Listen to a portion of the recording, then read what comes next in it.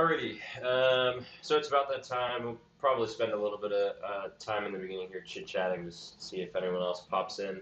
I am going to be recording this, so if anyone in the that's actually watching ends up coming up and saying anything, if you guys have questions or anything, your voice will be recorded. Not a big deal, but just so you guys know.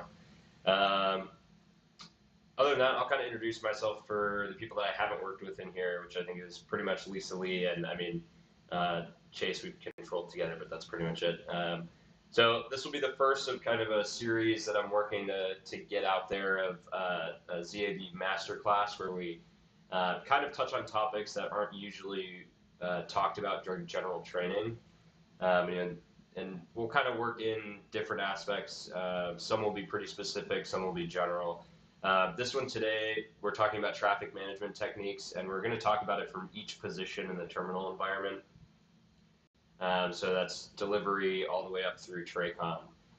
So we won't talk about much higher than TRACON, besides a couple times where in-route control is mentioned just a little bit, and how it kind of interfaces with the approach controllers.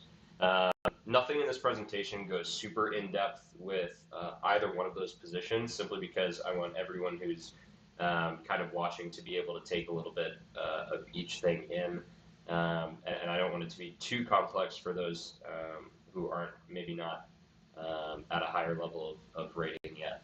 That being said, if you do have questions, there is a chat that's available in the top right. You can ask questions there, and I'll try and address them as they go. If there's something you want to be covered in a little bit more detail, then we can do that as well. So anyway, without further ado, I'm Ethan. I'm the training administrator here. This is really more for the recording than anything else, but you'll have to kind of excuse me. I have a massive cold right now, so I sound super congested, and I might mute my mic from time to time to cough, but that's neither here nor there. So we'll kind of get started. Josh is going to be assisting me throughout this to talk about the TMU portion of some of this, especially when we talk about traffic management, right? TMU is usually a central case to that. Josh, you kind of want to just talk about yourself a little bit in your role? Yeah, so TMU, the Traffic Management Unit, is a little bit of a more events-centered role.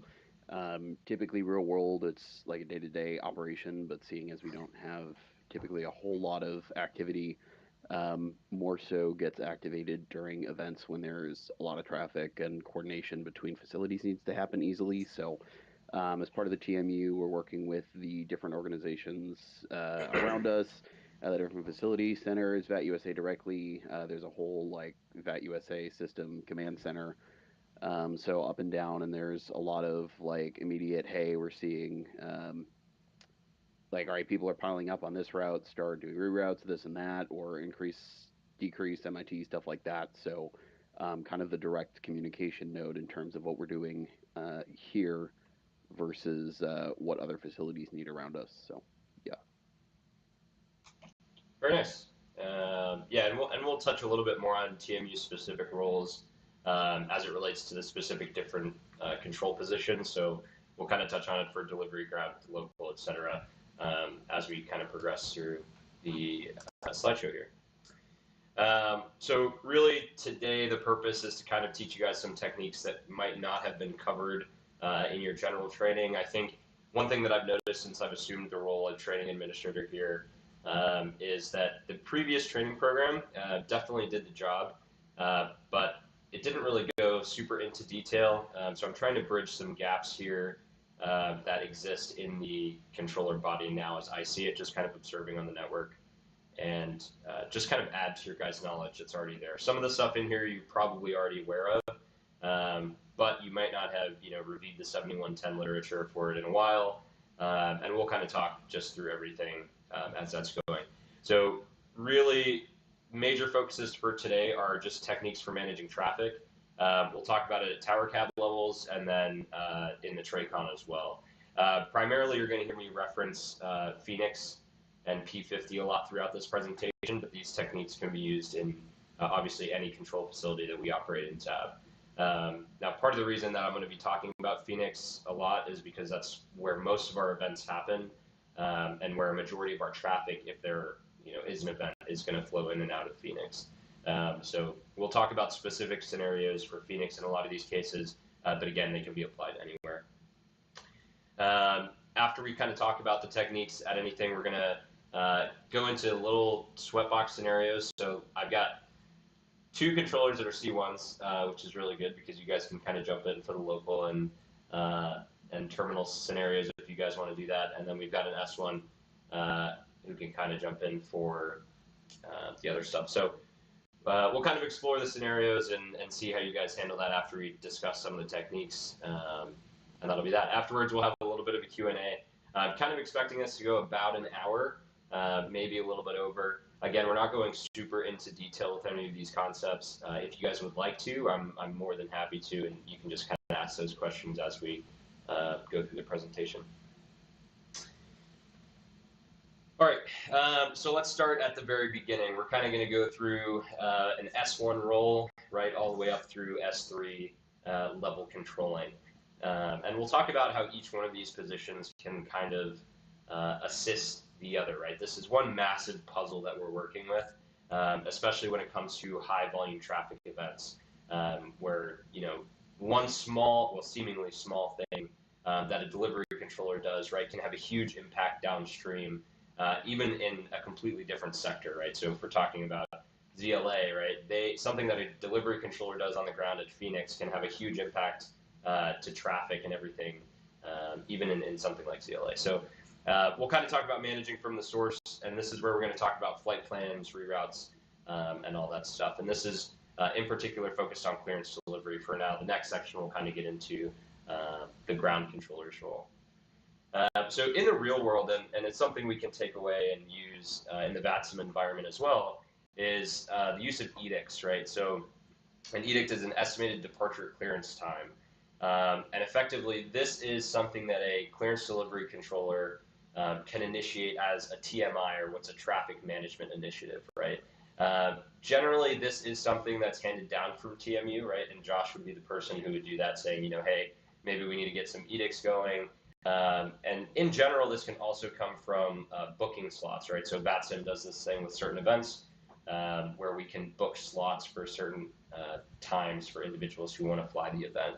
And that kind of sets us up for success downstream, specifically as we talk about launching aircraft out of the departure airport. So not overwhelming the next sector and doing all that, whether that's, you know, the TRACON sector above us, whether that's the center controller above us, or whether that's the next center that this aircraft's going to talk to or even land in, right? So a couple ways that we can do these and assign edicts, right, which are those times where an aircraft is actually going to get their clearance, push, and depart, is simply through their clearance, right? So once the clearance delivery controller assigns the clearance to the aircraft, they'll say, you know, you've got an edict of 2050 Zulu, right, or 2055 Zulu. The assignments aren't arbitrary, right? There is some kind of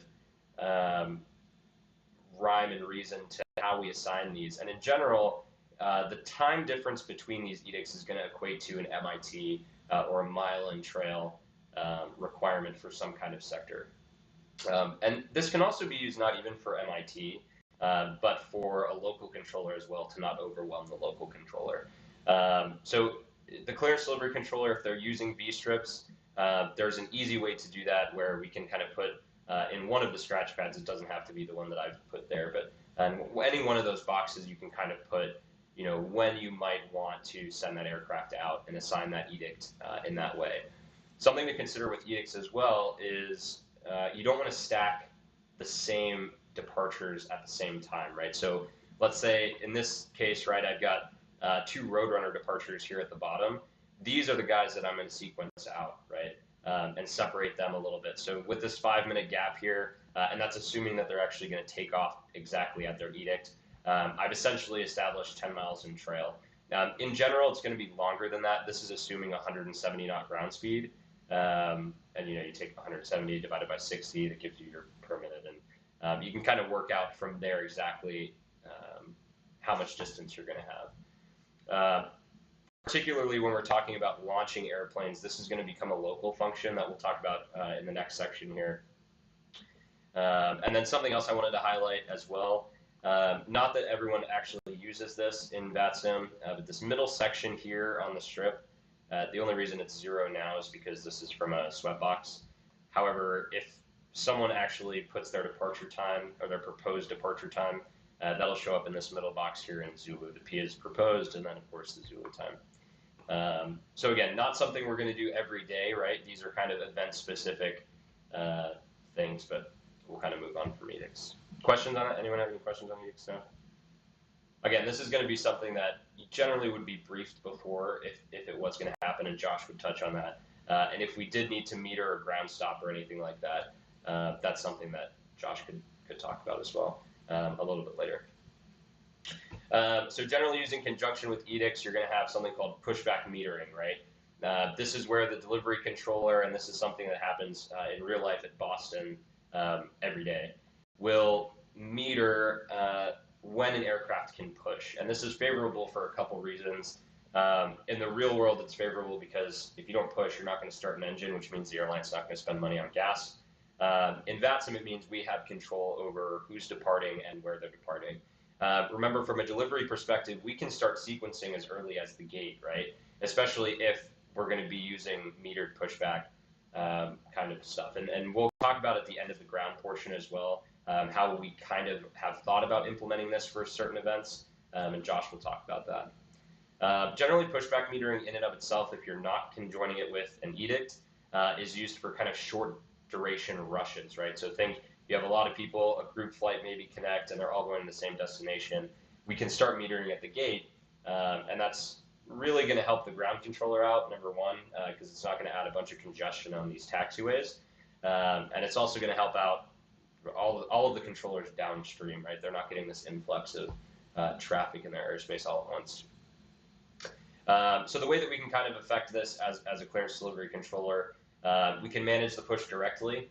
So that's saying, you can either put it in the ATIS, right, where you can say, after you give the clearance, call me for push, or anything like that, right? And then you're directly managing, and however you want to establish who's pushing when and where, that's totally up to you guys. You can utilize standard hold short phraseology if it's an uncontrolled ramp. So Boston does this, so they'll say, hold short of this specific taxiway, or hold short of this specific taxiway, even though they're not really spots, quote unquote. They're expecting you to kind of give them some maneuvering room, I guess, for other aircraft that are inbound to the ramp. So even if you have an aircraft that's already pushed, you can kind of utilize that as a technique to hold aircraft in place.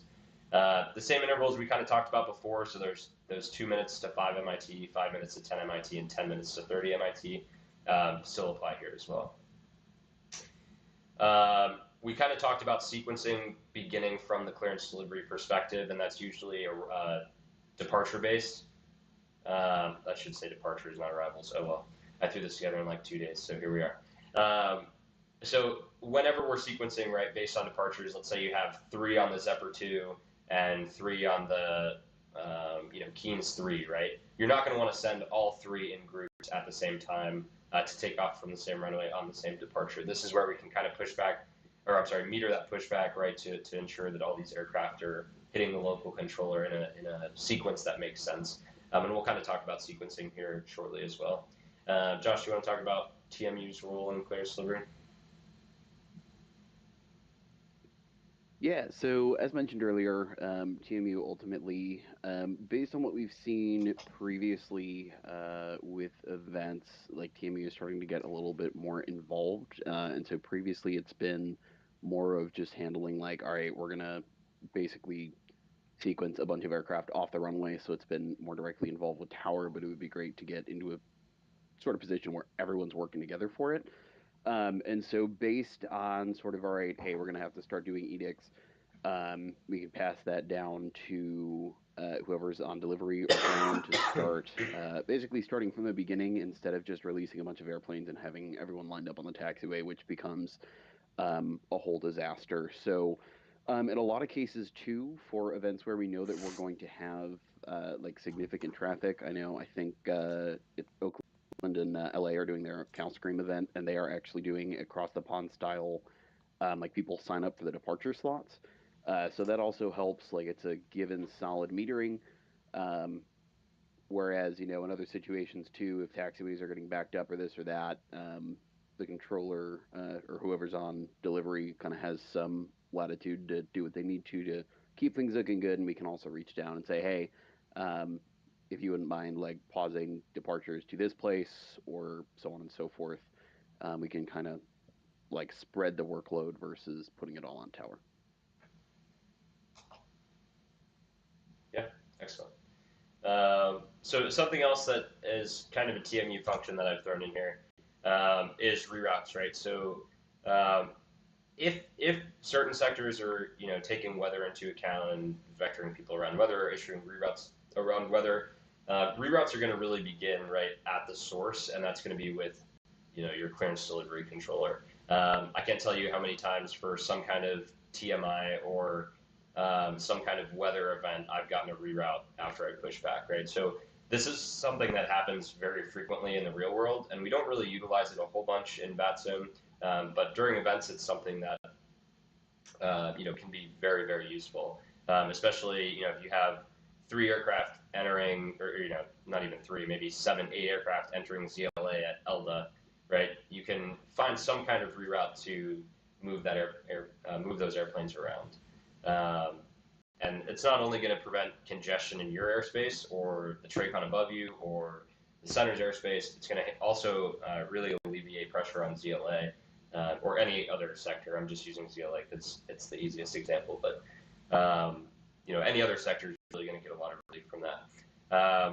One thing you want to talk about too is delaying on the ground, right? So issuing reroutes, all of these strategies that we've talked about from a clearance delivery perspective. So edicts, metering push, these reroutes, this is all a ground delay, right? Generally, this is all even happening before the engine's even started. It's a lot easier to delay an aircraft on the ground for the flight crew involved, for the air traffic controllers, for the sectors, everyone, right? It's a lot easier to delay the aircraft on the ground than it is to handle some kind of congestion downstream. So when we're considering traffic and TMU initiatives and the instructions that you're getting from the TMU, especially during events, that's why a lot of this is happening, is to prevent congestion and everything downstream to make everyone else's job easier. All right, let's kind of transition into the ground role now. So, at Phoenix in particular, and this is where you're going to see Phoenix a lot, sequencing is a big deal, especially because realistically between the terminals, we've only got 2 taxiways to work with, and that often is cut off by pushbacks and all that stuff. So sometimes it even comes down to, one taxiway that you're working with. There is a strategy that we can implement that Josh is going to talk about kind of towards the end. That is usually briefed in advance. We've got these boxes that we want particular airplanes to go to, and we can kind of implement that in advance for all of these events. If there's nothing coordinated in advance, which has happened before and I'm sure will continue to happen in the future, especially with a lot of these events where we're not anticipating a large departure or arrival volume, but we end up getting it anyway. This is something that can be implemented by a ground controller directly, right? So when we talk about sequencing departures, there's a couple things here that probably could have been done a little bit better, and sometimes it's not really the ground. There's nothing the ground controller can do, right? If someone's ready to go and they're also on the broke departure, right? You're not going to hold them just because the aircraft in front of them is also on the broke departure. You've got 2 heavies here. That's probably going to slow down the departure flow pretty readily. Luckily, these guys are ready to go too, so they can maybe take an intersection. But there's a lot of techniques that we have to kind of manage ground flow and sequence departures. But let's kind of talk about that. Does anyone have any ideas of what we can do to manage and separate aircraft on the ground? Anyone want to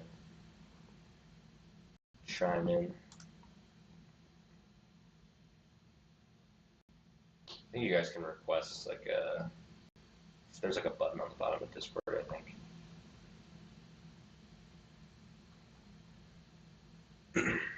Have them hold short of a taxiway. Yeah, that's like the easiest thing, right? Is come up with some kind of alley that you can throw an airplane into or several airplanes into to kind of just hold them there. Josh is going to talk about that a little bit too. We've kind of come up with a little bit of a plan on how we can do that, but yeah, perfect. I kind of posed this question here. Once the aircraft's moving towards the runway, can we resequence them, right? If there's 3 airplanes moving towards the runway, do they have to take off in order? And obviously the answer is no, right? As Chase said, we can have them hold short of the taxiway. So reroute one of the guys out, have them hold short, join the end of the line, and that's something we can kind of do to sequence departures as well. Managing departure aircraft. So again, there's a large volume of aircraft that are taking up all of your taxiway space, especially during events. And Phoenix also kind of sucks because we've got these single lane in and out ramps, so those can also get congested, which means aircraft might have to hold on the taxiway, which makes your life difficult, right? A lot of times people forget about those empty taxiways. A strategy that, again, Chase provided, right, is have them hold short of a taxiway, have them join that useless taxiway, right, that we never ever use. I'm looking at Echo between, whatever that is, Echo 10 and Echo 7. When do we ever put airplanes there? The answer is really never, right? But that empty lane is somewhere where we can stack outbound aircraft that are on the same departure, or stack aircraft that have edicts that have already pushed, right? Where it's really not going to get in your way of like regular operations. Again, the ground controller can kind of coordinate with the clearance delivery controller as well to start metering pushbacks temporarily. It doesn't have to be something that's initiated either by TMU or the clearance delivery, right? This is something that we can coordinate with everyone involved in this puzzle that I referenced earlier. We've got to keep the flow of traffic going. That's kind of the big thing with a ground controller, especially during an event, and especially at a place like Phoenix, where it's really easy to get into a gridlock situation where you've got 4 aircraft going opposite directions on 2 taxiways, right? And that's something that's usually not the best. Keeping clear lanes for arrival aircraft is another priority as a ground controller. Closing off your normal taxiways for someone waiting to get into the ramp is generally not the best, right? Because you're, again, closing off the taxiway. So keeping airplanes moving is really the theme of this slide. And there's several ways that we can do that. We talked about arrival aircraft just a second ago. Part of that is keeping runways clear, right? And this is, again, how we kind of fit ourselves into that puzzle of the local controller as well, right? Because if they have to send an airplane around, that's going to suck because it's going to, number one, increase the delay for that flight or that pilot or whoever, right? And also create congestion for the TRACON controller, for the local controller if they're working with pattern aircraft. There's a whole lot of trickle down stuff that happens if we can't keep runways clear. So even if you have to move aircraft into those hold spots that Chase talked about earlier as well, or use hold pads, taxiways, just to keep those aircraft clear, even if you don't know what you're going to do with them yet, or if they don't know where they're going. That's something that is very beneficial, is keeping those aircraft out of the way of the runway. How about ground, Josh? What do you got for ground? So pretty similar to what I mentioned with delivery, and I think you've really hit on the big points with it, but just making sure that you utilize all the tools available to you as a ground controller to keep things sequenced, one, but also at the very least moving. And pending that, finding creative ways to fix different situations. So I'll talk about it a little bit here when we get to some of the graphics and the hold plans. But in certain situations, okay, cool, everything's sequenced except now one person wasn't paying attention, and they've now kind of blocked the Delta 13 Romeo area, that little kind of triangle at 2-5 right, and now everything's backed up, and now arrivals can't get in, and all of a sudden things go downhill quickly. So realizing in one case there was a time where we had to move people around, but we couldn't send them up Romeo, so it was like, you know what, screw it, go into the taxi lane that's open, taxi lane 8, on the southwest ramp. You can hold there, and then from there we'll push you up Romeo. So just being creative with the space available to you, anticipating when there's going to be problems, and just kind of In some situations, you have to make a choice and just make the choice and roll with it. Maybe it worked out super well, maybe it didn't, but at least you're kind of keeping things moving and trying to prevent additional backups when they happen. Yeah, nice. Perfect segue, actually. Uh, One of the surfaces that we also have available to us, if you have a nice local controller, and if there's obviously no traffic involved, is a runway, right? We can coordinate the use. Well, first of all, we can coordinate anything, and you're going to see that as a huge theme as we kind of get further into the local control environment, into the terminal environment. You can coordinate anything, right? Using a runway for anything other than takeoff and landing is a tool available to us as a ground controller, right? So that can be during some kind of slow arrival period, using it to hold aircraft. They do that at Boston all the time. Granted, Boston has some extra runways that aren't usually in use, so that's a little bit different. But if there's no arrival aircraft and the tower controller is fine with it, use the runway if possible, right? Coordinating non-standard departure runways is something that is a tool for a ground controller as well. If I've got, we're west opposite Phoenix, and I've got 7 aircraft holding short of 25 right, and I've got 3 American on the north terminal that are ready to go, I'll just send them to 26, right? If there's no arrivals, or if there's very light arrivals, that's going to get those airplanes moving faster. And particularly if you've got heavies that are going to make people wait and cause further delays, again, using non-standard runways is something that's available to us with coordination as well. Here's something, right? We've got 2 aircraft on Delta. In this case, Frontier and JetBlue have pushed on a Delta, which kind of blocks that taxi lane, right? Now we're down to 1 taxiway. We've got a departure push where all of these are going out on separate departures, which is fine. But now we've got aircraft arriving potentially on 2-5 left or 7 right, right? And they've got to get across because taxiway Foxtrot is not that big. So that's going to get congested pretty quickly, especially if the tower controller is busy. They're not able to move those airplanes and they're holding short of the runway. So something we can do here, right? If we coordinate it, or even if we have aircraft that are coming in from over in this east portion here, or I'm sorry, this west portion here, right?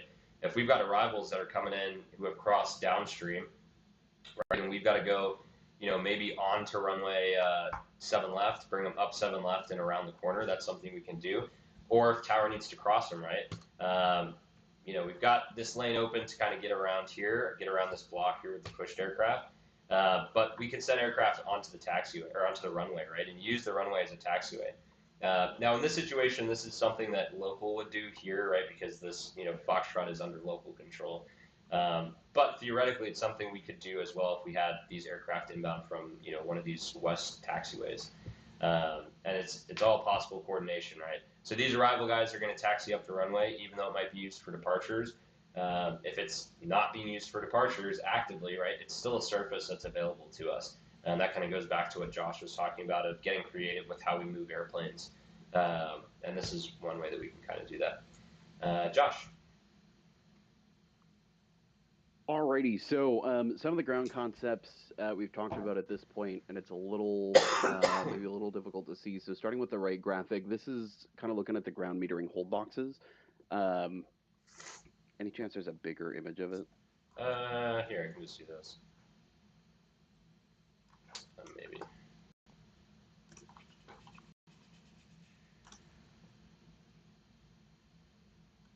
Perfect, you're my hero.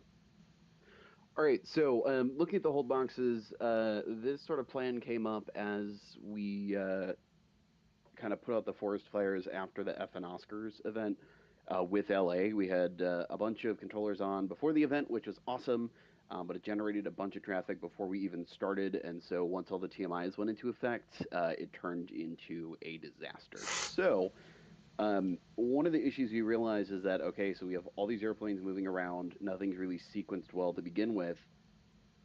How do we handle that? And so one of the things we came up with was, all right, cool, let's use the runway, or I'm sorry, the taxiways closest to the runway. So Bravo on the north side, but more typically Echo on the south complex to basically hold aircraft that are all going to the same destination. So when we're doing like an LA push, all the aircraft going to LA will basically be sequenced by the ground controller to basically just get in that chute. It's going to be that like the bottom right one there that dumps off on Echo 12. So if we're in West Flow, basically anyone who hits LA is going to be given, all right, taxi via whatever, Echo, hold short Echo 12.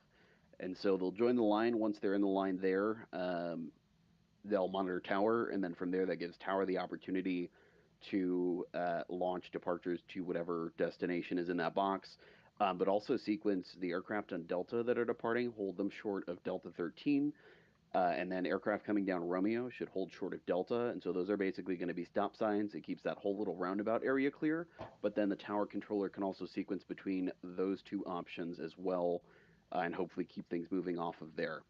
So the yellow boxes as well, as Ethan mentioned, with aircraft that'll push onto the taxiway and then block stuff.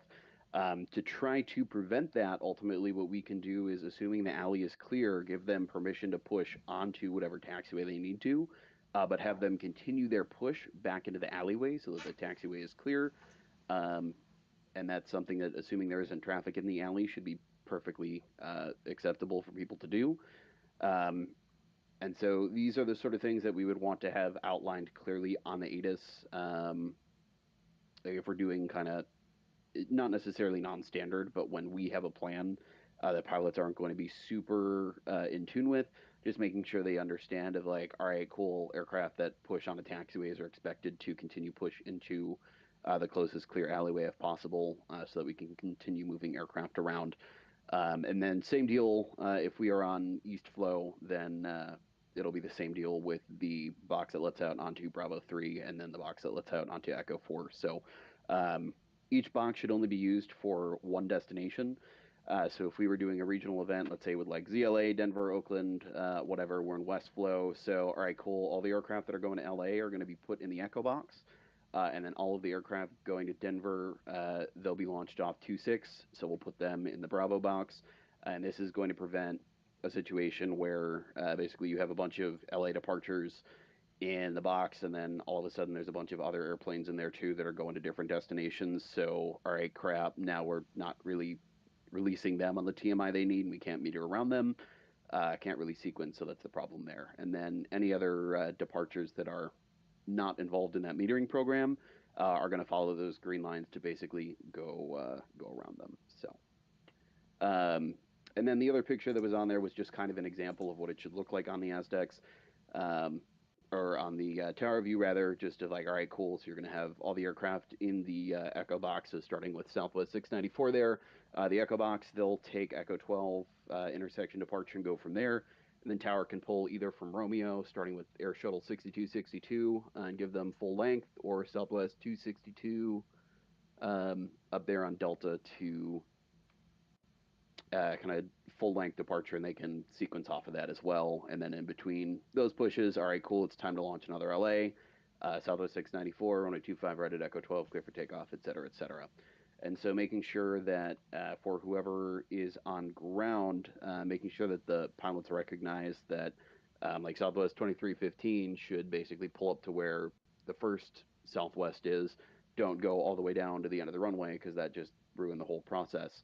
I'm curious. So far, it's worked well, but obviously with VATSIM pilots, there's always a possibility that, you know, we're going to push onto a taxiway and take 15 minutes to start a single engine, or we're going to not follow directions and take the entire line down and then block all the taxiways. So obviously only as good as we can kind of make it type deal, but it's proven somewhat promising so far. So hopefully as we get into the other events, it'll be helpful too. So any questions about that portion so far?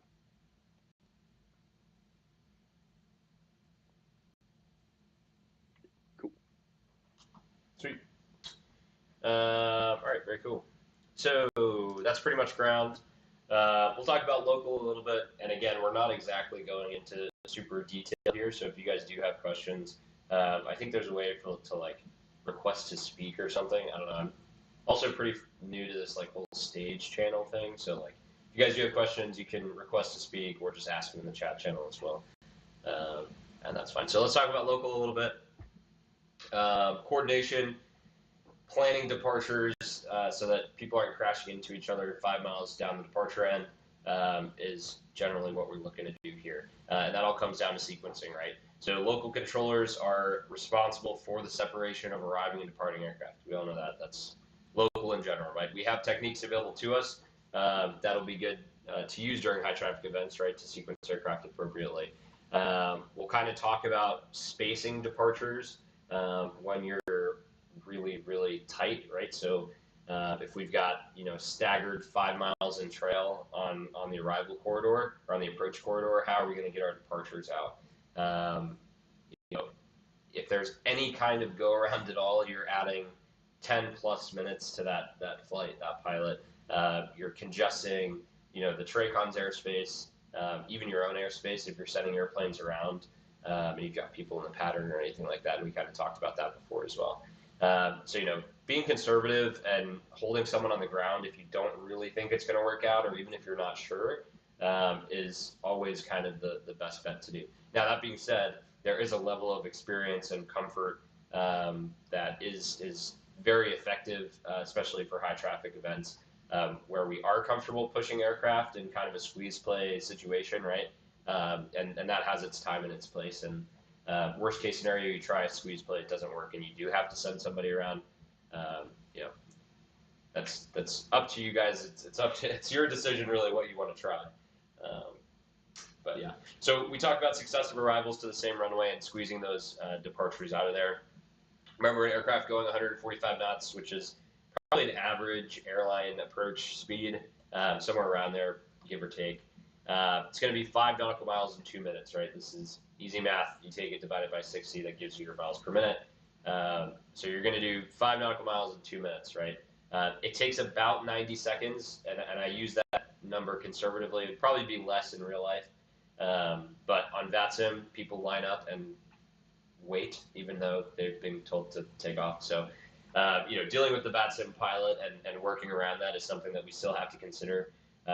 So part of that, it's going to take probably 90 seconds conservatively to get someone from the hold short line off and over to departure. Line up and wait. If you have an aircraft in position behind an arrival aircraft, ready to go, as soon as they're clear and that ASDEX is green, right, because we've got that safety logic, you can send them off. And as soon as we send them off, it's going to be a lot faster than 90 seconds, right? So this is where we can kind of get into strategies about how to squeeze airplanes into those line up and wait scenarios where they're ready to go before those successive arrivals kind of land on top of them. Now, something that is difficult, and we've seen recently, especially with in real life with the FedEx in the Southwest. I forget what airport that was at, but Austin. Yeah, there you go. Where you have an airplane going around, right, and you've already cleared someone to take off. Well, what do? We have a lot of lateral ability here at Phoenix, right, in terms of issuing go-around instructions. Part of our job as the local controller is to ensure separation, especially if we're sending aircraft over to TRACON. So issuing a crosswind heading if there's some kind of departure corridor conflict. So, FedEx 1213 Heavy's going around. FedEx 1213 Heavy, go around, fly heading 170, climb maintain 5,000. Boom, right? Because now you've got this aircraft that's taking off, potentially already airborne, right? But you've already averted the conflict because that Southwest or whoever is going to keep going. And if this happens last minute, sometimes there's nothing you can do. You've got to give them a sidestep. You've already lost separation, but you can try your best to limit those factors, right? Even if that's not trying a squeeze play when it's low IMC conditions where aircraft may be going around. Now, people in VATSIM, do they actually, follow all the minimums? Probably not, like it's VATSIM, or they're just going to do a Cat 3 every time. However, it is something that we can kind of anticipate as a controller, whether or not a go around is probably more likely, and maybe we should hold off on giving an aircraft a line up and wait. But if it does happen, it can be mitigated with effective instructions, right? So turning them crosswind, giving them a higher climb, or anything like that. We talk about setting TRACON up for success, and a lot of times that can be evaluating the airspace around you, right? As a local controller, you have access to the STAR screen, and you should be using it at Phoenix. And part of that can be seeing where, aircraft are for the TRACON guy. So, if they're low to the north, send the aircraft high, right? If you can't send them to the south because of traffic or anything like that. Altitude and vectoring and all of that is your friend, especially when we're issuing go-around instructions. Again, our SOP is pretty loose for the go-around instructions. The excerpt is on the right side. Basically, if you've ever flown in the Phoenix area, there are some things to consider when we issue go-arounds, especially for low-performing aircraft. Does anyone have any idea at Phoenix where there is terrain really close to the airport at a low altitude? Yeah, go for it. Yeah, it's right next to the zoo. Right next to the zoo. Yeah, it's right next to the zoo, right, which is north of the field. So we've got a lot of mountains. I mean, they're pretty low level, right? But if you've got low-performing aircraft that can't climb and maybe have a lower climb gradient than something like an airliner, that's something to consider. So traffic and obstacle separation is always the priority, especially when we're dealing with IMC. A lot of time that responsibility rests with the pilot, but we still have a vested interest. And not even a vested interest. We have a regulatory requirement to also have separation with that aircraft from other traffic and obstacles in the area. So yeah, when we do send aircraft around, because our go-around procedures are so loose and so open-ended, right? We can issue whatever we want. It's crucial, especially when we're in a high-volume traffic scenario, that we're telling TRACON what we're doing, right? Hey, I'm sending Southwest around. He's going northbound up to 5,000 or 6,000 or 7,000, whatever. And if they need something else, or if you haven't handed them off yet, that's something that you guys need to talk about just then and there, right? Because you're sending an aircraft into what could be a huge mess of airplanes and causing a bunch of issues for the TRACON if that's not handled correctly, right? So again, this is just something that you kind of have to use your situational awareness to figure out what's the best move and where to send airplanes. But anyway. All right, let's kind of review this. I know it's probably been a while since anyone has looked in the book for separation standards for a local controller and lineup and weight kind of regulatory requirements, so we'll talk about it. Most of this is covered in the 7110. However, we do have some local procedures in the SOP for Phoenix that we'll kind of just touch on here because I've seen it violated recently quite a bit, but we'll talk about it. This stuff comes into play really when we're in those high volume scenarios, right, where we don't really have time to look something up, or we're trying to squeeze airplanes out and we don't really know, where we can fit or if we can do something. That's where knowing this stuff is important, right? Because you don't have to spend the time wondering, you just know. So in general, there's a couple things for lineup and weight usage. The departure area has to be visible from the tower. That's kind of a blanket statement because we have ASDEX and safety logic system at Phoenix, so we don't have to see it. And another caveat to that is if the runway is used for departures only, which typically is at Phoenix as well. Lineup and weight can't be issued at intersections. Again, a blanket statement unless it's daylight and the intersection is visible from the tower. Again, this is boring book stuff, but probably been a while since you guys have looked at it. Any departing aircraft that has been instructed to line up and wait has to receive any traffic information if there's an aircraft within 6 miles of the runway. And I kind of asterisk with intending to land because it's not only land, it's land, low approach, stop and go, touch and go, et cetera, et cetera, et cetera. Basically, if the runway is going to come into play with another airplane, you have to tell an aircraft who is lining up and waiting that there is that traffic that exists. And that phraseology and everything is covered in the 7110. There's a lot more requirements in the 7110 that don't necessarily apply to Phoenix, but you guys can look that up on your own time. That's 394 is the reference there. Our local procedure here we do have is that a lineup and weight instruction cannot be issued if there's an aircraft within 3 nautical miles of the runway threshold, right? That is in our SOP. We have to comply with it. There is another section in there that is pretty common on VATSIM, I would say, more the pilot and experience part. But anytime there's poor radio comms, frequency congestion, where you're not going to be able to issue instructions to aircraft on the go, especially if we're utilizing successive arrivals to the same runways, right? And we're trying to do a squeeze play. If people are jumping on the frequency and stepping on each other and blah, blah, blah, probably not the best time to use lineup and weight because we have an airplane sitting there ready to go. This is also not something that people talk about often with lineup and weight operations. If you have an airplane sitting on the runway any longer than 90 seconds, you're supposed to update them with what's going on. That comes from a couple aircraft accidents where people have sat on a runway and gotten basically landed on top of. So we have to let them know that we didn't forget about them. That's usually 90 seconds is what the standard is there. We talk about same runway separation a lot in training, but we don't really apply it ever, so it's easy to kind of forget. The biggest blanket statement here is whether the other aircraft, if they're an arrival, departure, doesn't really matter, has either departed and crossed the runway end, and this is for departure aircraft, turn to avert any conflict, so whether you issue a heading or anything like that, or for an arrival aircraft, which we'll kind of talk about here, has landed and is clear of the runway. For your departing aircraft, there's a bunch of categories that we talk about, and it ranges from 3,000 to 6,000 feet for same runway separation, where they're maybe not past the threshold of the runway end, but you can still launch other aircraft if this separation exists. Now remember, we don't need to wait to launch an airplane until the separation exists. If we can reasonably anticipate that the separation will exist at some point prior to these aircraft becoming airborne and creating a conflict, then we're free to do that and launch airplanes.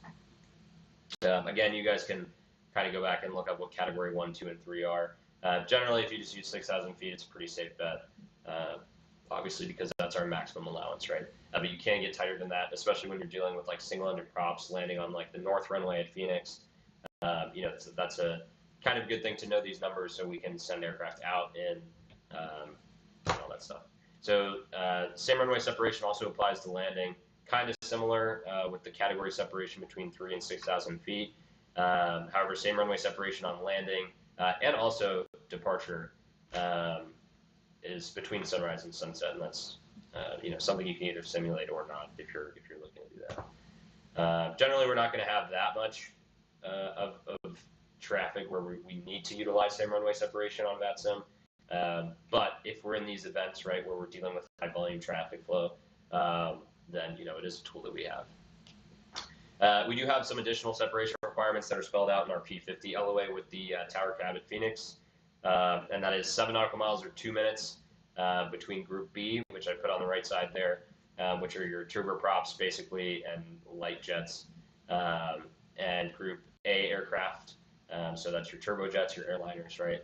And then anything basically behind a Group A, anything in front of a Group A needs 10 nautical miles, right? That way we're not shoving an airliner up 2 airplanes and then handing that to TRACON and saying, have a nice day. So these are our kind of just LOA stuff. We can't use visual separation for departing aircraft when we're handing them off to TRACON. They need to be separated by points 1 and 2 here. And then there are some other separation requirements for arriving aircraft that the TRACON is responsible for, and so this is kind of going into stuff, again, that you might not have looked at in a while. That's kind of why I wanted to bring it up. Again, I know it's boring, but here we go. So the TRACON is responsible for providing separation until the airplane is 3 nautical miles from the runway threshold, and most of the time that's going to be anticipation, right? We talk about compression a lot in S3 training, or we should be. And if we're talking about compression, we should know whether or not the airplane's going to have 3 nautical miles from the airplane in front of it. So you may have handed off comms, right? That's another thing that we're going to hand off comms to the local controller as a TRACON controller, 5 to 10 miles from the runway. So you may not have the airplane anymore, but it is still your responsibility to ensure that separation at least until 3 nautical miles from the runway. And that generally has to do with Phoenix Tower's airspace delegation, which is basically 3 miles out up to 3,000 feet. And then, of course, they have the final establishment where any AB or IFRC aircraft are established on final no less than 5 nautical miles from the runway threshold. Sweet.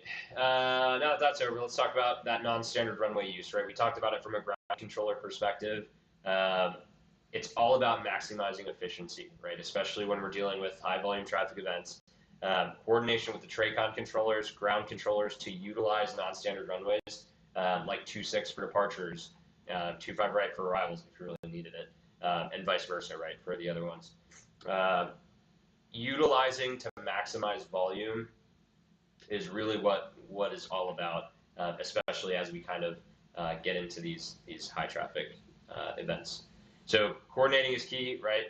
If the ground controller doesn't know to send anybody to 2.6, it's not really helpful. And if the TRACON controller doesn't know that there's another arrival or departure runway open, how do they know that they have crossing traffic or anything like that? So coordinating with airplanes, coordinating with other controllers to make sure that everyone's in the loop, especially if the ATIS isn't current and it's not advertising what you're doing, is super important. There are challenges with simultaneous departure runways. Who can name one of them? For departing 2.6 and 2.5 left, there's really two main points here. Does anyone know?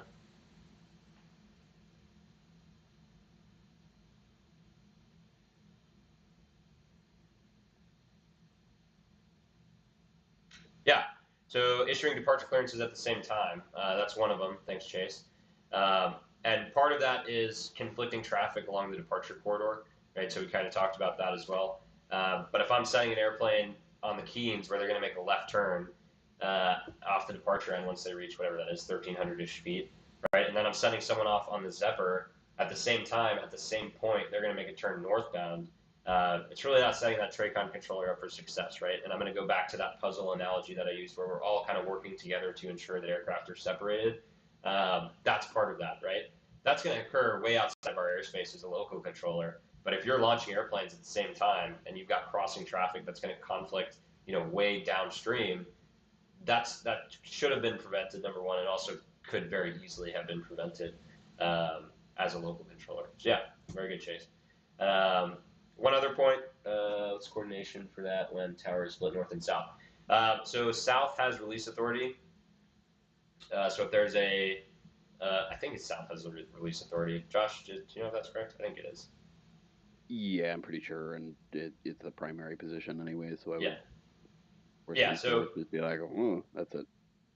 So the south controller, when the tower is split, has release authority, meaning that theoretically the north controller has to authorize every release from the north runway with the south controller. And so that's the coordination split there. In general, again, anything is possible with coordination. If you want to issue as a south local controller, if you want to issue a blanket, allowance unless X, Y, and Z, then you can do that. Something beneficial might be, you've got a blanket release except for southbound departure. So any aircraft that's on a departure that's going to cross the departure corridor for runway 25 right, I want to know about it. That's something that you can coordinate as well. But yeah, I believe the south tower has release authority for that. Good question. All right, let's talk about TRACON. You'll notice also, and I just want to go back and highlight on this, for all these separation standards, I'm not talking about wake turbulence. That's getting really deep into it, so I'm not going to talk about wake turbulence really throughout this presentation, but just remember that wake turbulence exists and you should be separating by wake turbulence anyway. This is more just talking about squeeze plays with airplanes that you can provide squeeze plays to, so just want to highlight on that. Josh, you want to talk about TMU for a local controller? Is there anything you want to add there? Yeah, so at this point, typically, what TMU positions, or at least what we've been doing here locally, it's been more of, all right, as I'm coordinating with other facilities and kind of catching up on the chaos going on, up to this point, it's been a lot of just sending a message to tower every time it's time to release another LA aircraft and being like, all right, cool, American whatever released, and then tower sequences them in and sends them. So ultimately looking to kind of, now that everyone's getting on the same page and we're planning ahead with how much traffic we're seeing, again, as I mentioned earlier, spread the load type deal, but once you get to tower, typically, it should, I think, in theory, be a little more just kind of self-run. So, yeah, perfect. Part of that I want to talk about too. We kind of talked about trickle down stuff before. Don't be afraid when you're in these positions, right? Even when you're in S1, S2, and you're dealing with, I don't know, it might be intimidating, talking to the TRACON controller. I don't think that's a thing, but maybe it is. Don't be afraid to say, hey, look, I need a break, right? I've got so many airplanes taking up so many things. This is what I need. This is when I need it, and this is when you can stop doing it. Don't be afraid to speak up and say that you need help. Because again, not to beat this dead horse, but it's a puzzle, right? We all have to fit together to make sure that these airplanes are moving efficiently and safely.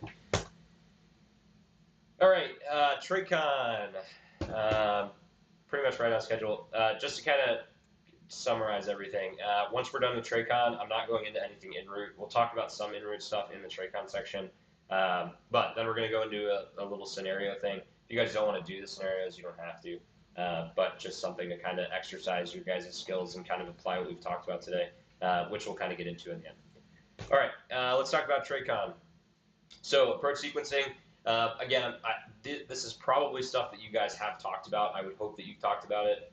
Even if you were a brand new S3, I would have hoped that you would have talked about it.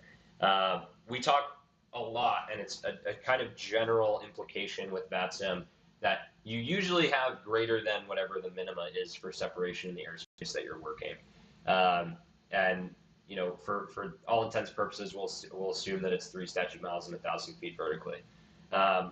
You know, when we're working these events, however, it is very possible that we're going to be in a real world scenario where all we have to work with is the minimum. And so, you know, part of that minimum is anticipating when it's not going to exist anymore, right? Where we need to issue some kind of instruction, and that goes into that positive control concept, where we need to move airplanes in order to assure that that is going to continue to be separate from either another airplane or terrain or anything like that. And that can be accomplished in a variety of ways, right? We can use separation with speed, which is going to be primarily how you want to do it, especially when you're working with stars, where the airplane is, you know, on a published route of flight. And you know, we have that 170, 210, 230 speed regime, where 230 is like, all right, I need to start slowing you down below the 250. Maybe you're 20 miles from the field, and I just need a little bit more time for the airplane in front of you.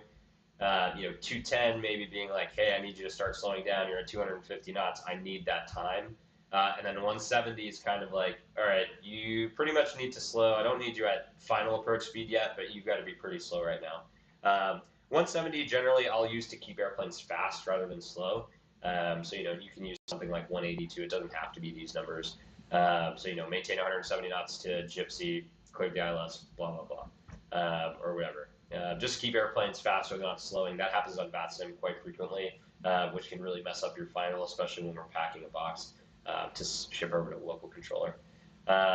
Speed to distance calculations. Does everyone here know how to convert ground speed to distance?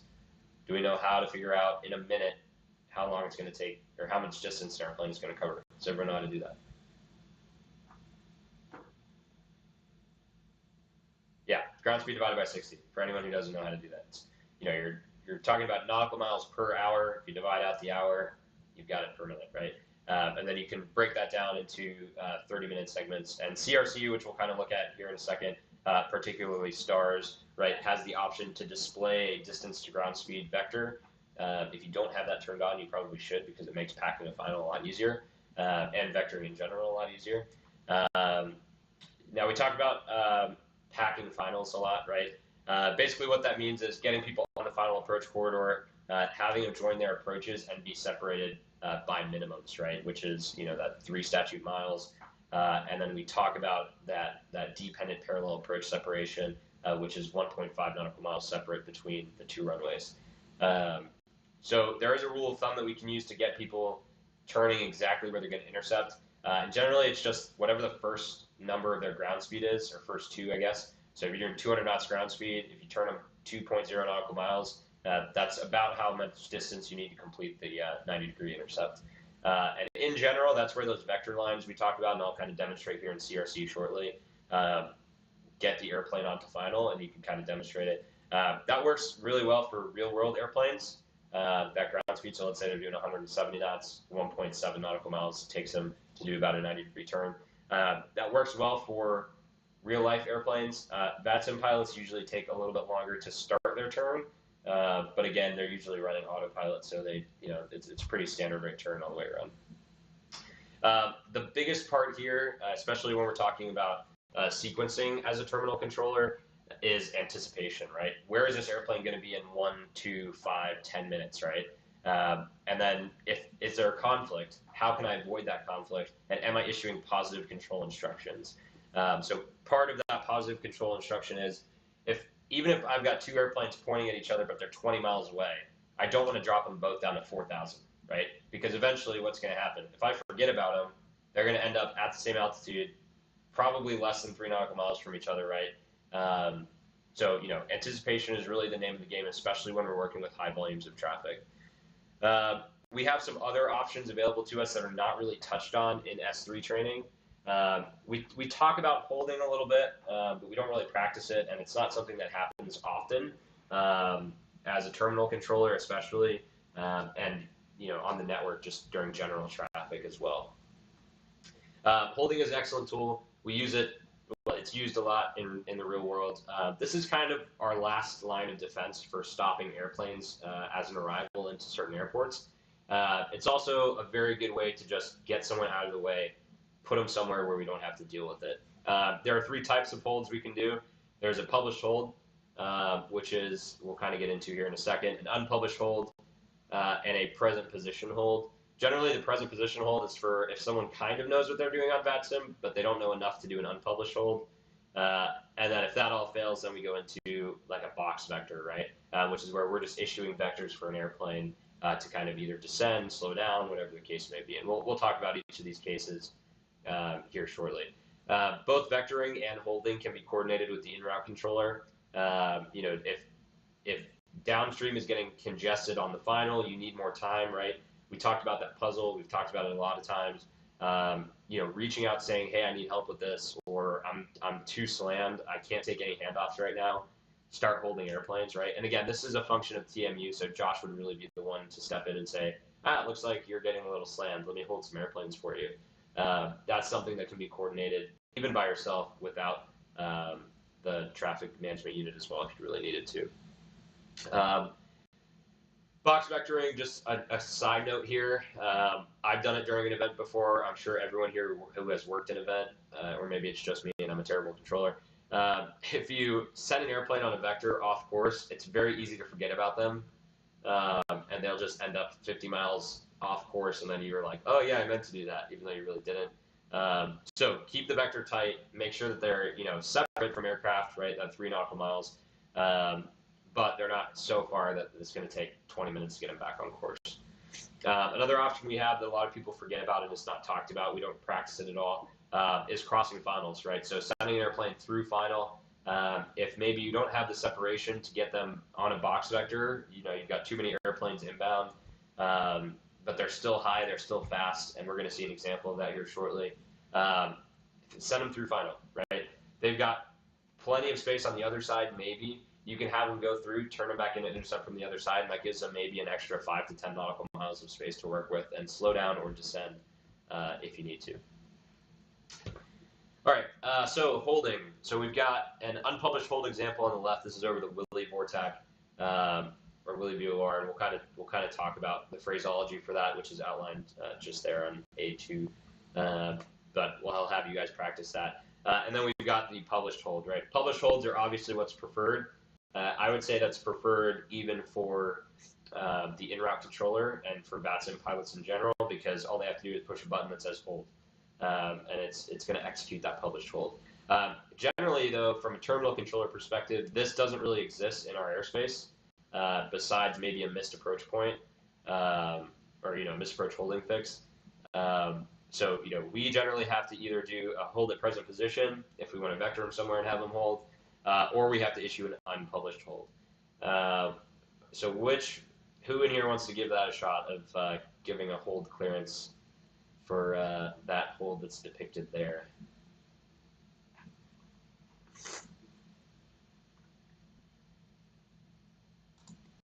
Chase, I can just make you the speaker if you want to do that.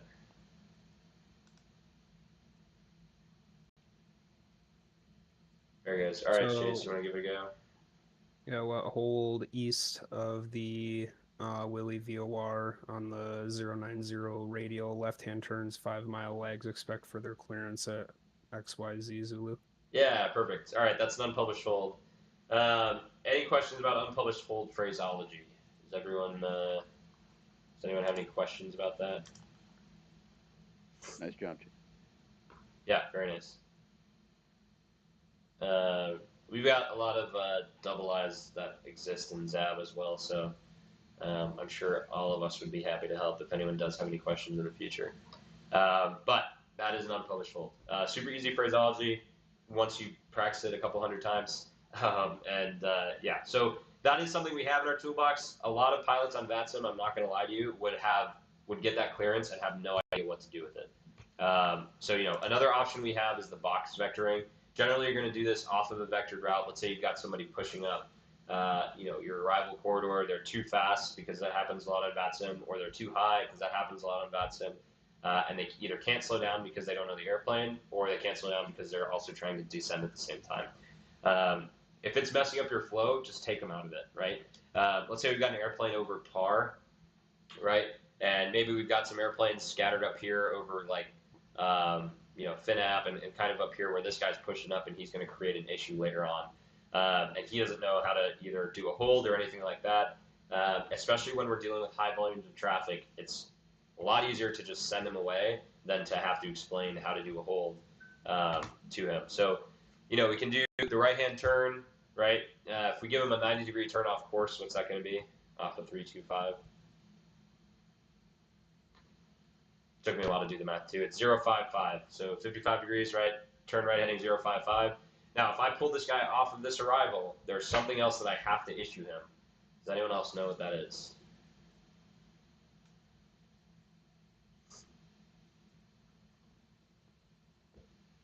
Okay, yeah. Okay, I guess there's two things I have to issue him. Here, John. Oh. All right, Mr. Peck. Here, you have to give him a descend and maintain altitude. Yes, correct. Good job. 10 points. Yeah, so anytime we pull an aircraft off of a published route of flight where they were previously issued a descend via, right, we have to be the ones to issue them a altitude to maintain. In addition, Chase brought up a good point. Anytime we issue a vector to an aircraft in general, we have to tell them why. In this case, it's probably going to be vectors for sequence, vectors for spacing, something like that. So in general, it would be American 1233, turn right heading 055, descend and maintain 6,000 vectors for traffic, or vectors for sequence, vectors for spacing, etc. Yeah, nice. Then at some point, you can send them back to that 045 heading and then rejoin them at some point. If you have a big train, of arrivals coming in, it's probably going to be a while for them. But however you want to work them in is totally your prerogative. All right, vectors through final. This is something that we also really haven't talked about too much, and we don't practice in training. Let's say we've got an aircraft here, it's almost 1377. Who thinks he's too low? Who thinks he's too high? And who thinks he is just right for a vector to final? And we'll assume that this leader line is a 30-second leader line. Oops.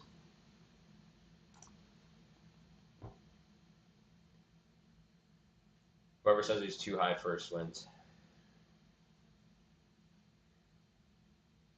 He's too high. Great.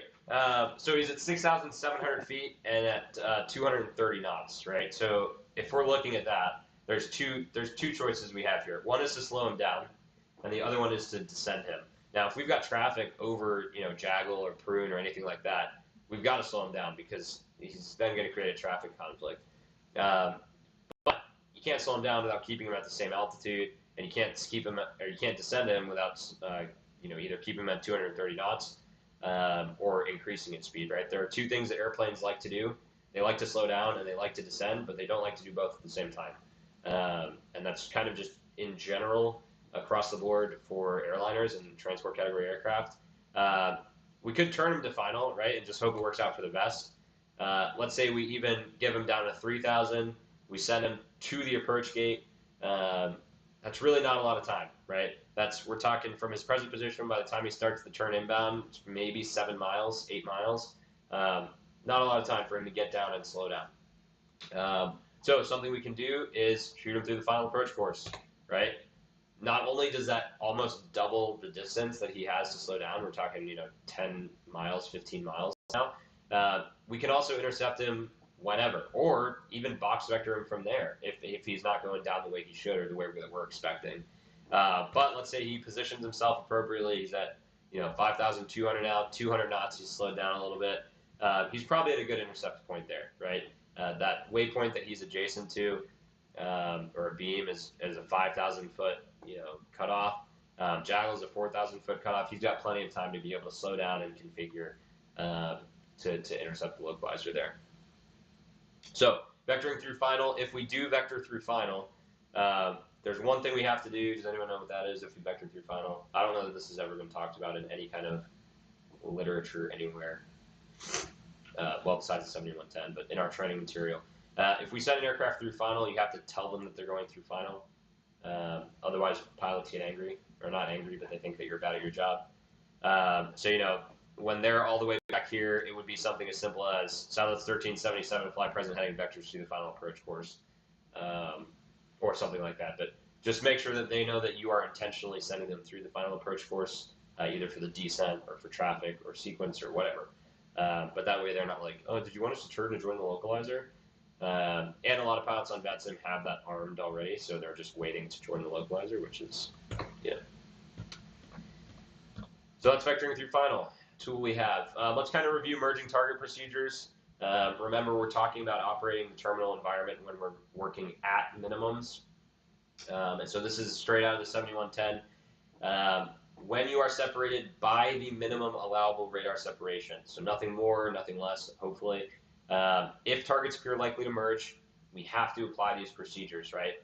Turbojets, regardless of altitude, or other aircraft that are not turbojet aircraft above 10,000 feet, you have to give a traffic call.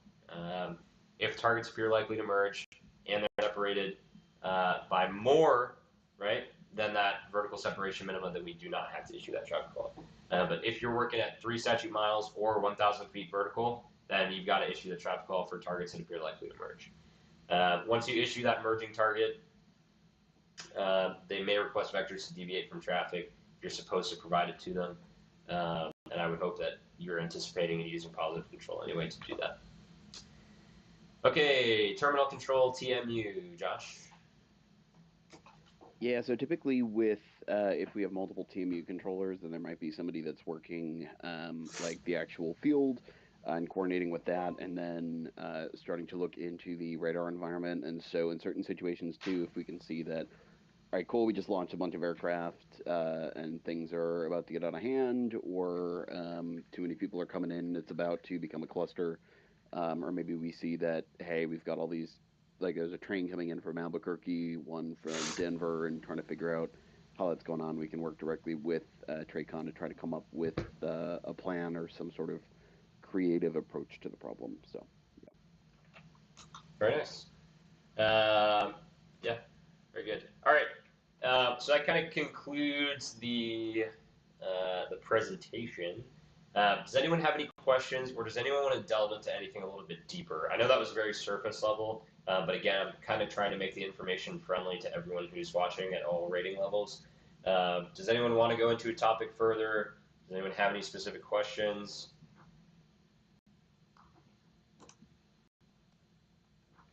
Mr. Peck, let's go to you. A quick question. I may have missed it, but Sure. Has the use of simtraffic.net been discussed, or It are you has familiar with not. that? Josh, do you want to talk about that?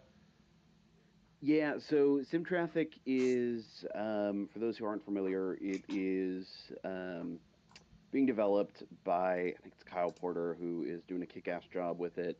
It's basically designed to help like traffic management, edicts, and so on and so forth. So we haven't used it a whole lot here yet, and I know there's still some kinks that are being worked out in the bigger airports. So a lot of different tools and stuff, but there have also been some instances where attempts to use it during events have fallen apart or something was miscalculated. So given that like we're not seeing super high traffic all the time, I think we're like still pretty good to kind of do things quote unquote manually. But as we sort of pick things up and develop a little bit more of like a solid TMU procedure or department or something, definitely looking to integrate some traffic more in the future. Cool. All right, very nice. All right, anyone else? Questions? Any other questions?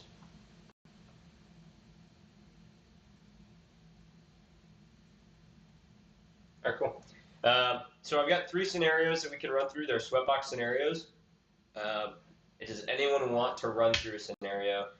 They are challenging. They're pretty much designed, and I'll kind of show you here.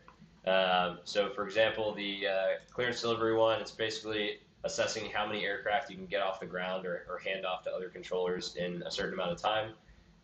The local one is how many aircraft can you, or how many departures can you get off between successive arrivals, and it's pretty tightly packed. And then the TRACON one is how long will it take you to land all of your arrivals. If anyone wants to do it, they can. If not, I'm cool with that too, whatever anyone wants to do.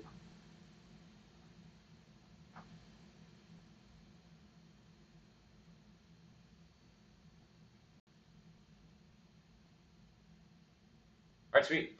Well, if there's no other questions, or if anyone wants to run through it or run through anything at another time or do anything like that, it's been like an hour 15, so pretty good presentation. If you guys have any questions after the fact that you haven't thought of yet, feel free to shoot me a message or shoot a message in the training team channel. I'll post the recording of this for anyone who hasn't been here for the entirety of the presentation, but yeah, that's pretty much it. Thanks, guys, for coming. It'll be posted, and that's all I got for you. Josh, do you have anything else? No, thanks for getting this set up. Thanks, everyone, for coming. Yeah.